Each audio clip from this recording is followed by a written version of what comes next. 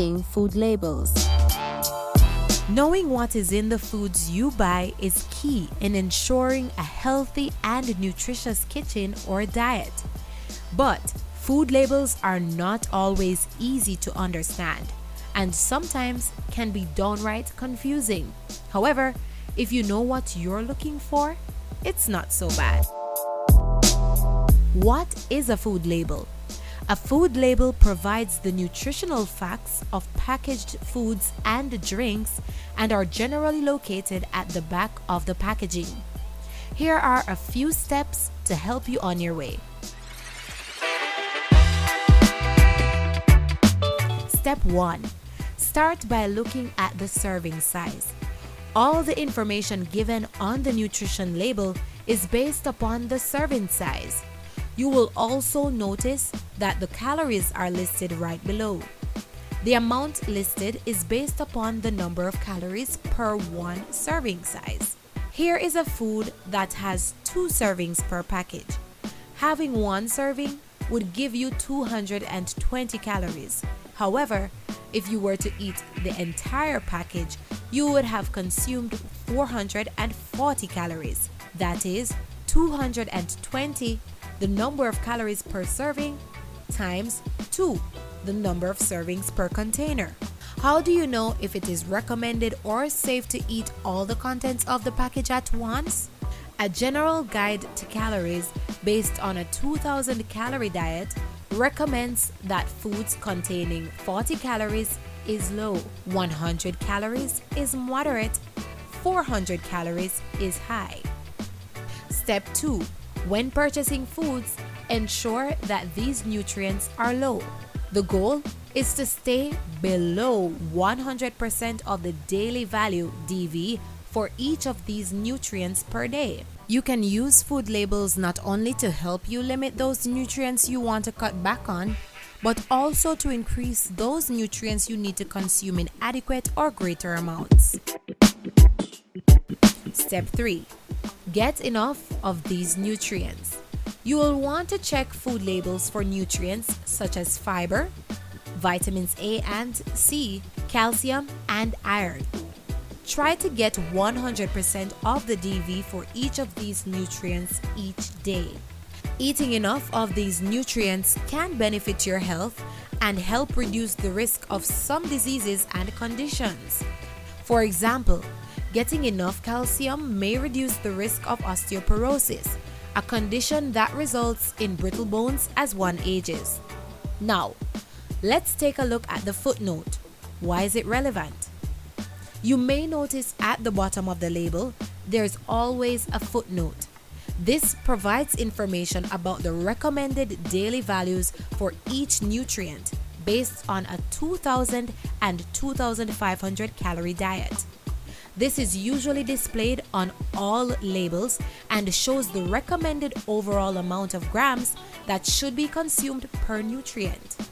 For example, it is recommended that you consume less than 65 grams of total fat on a 2000 calorie diet and 80 grams if you are on a 2500 calorie diet. These daily values represent expert advice for upper daily limits for total fat, saturated fat, cholesterol, and sodium based on a 2000 or 2500 calorie diet. What is the percentage daily value? You may have noticed that beside each nutrient, a percentage daily value is also listed. Now, what does this mean? The percentage daily value is based on 100% of the daily value for each nutrient. The percent DV tells you if a serving of food is high or low in a particular nutrient. The percentage DV column does not add up vertically to total 100%. Instead, each nutrient with a percentage DV, for example, fat, cholesterol, sodium, vitamin C, calcium, etc., is based on a 100% of your recommended daily consumption requirements or the DV for that nutrient. Let's look at this label. We've listed the grams amount but not the percentage DV. Can you tell if 12 grams of total fat is high or low? The percentage DV does the math for you. Here you see that 12 grams of fat equals 18% DV. Is 18% DV for total fat high or low? Here's a quick guide tip to help you decide if a food is high or low in a nutrient. 5% DV or less is low, and 20% DV or more is high for all nutrients. Now let's discuss sugars, including added sugars. Look at the nutrition facts label to determine the total number of sugars in a food. The total amount includes both naturally occurring sugars and those sugars added to the food. In this case, the plain yogurt has 10 grams of sugar in one serving, while the fruit yogurt has 44 grams of sugars.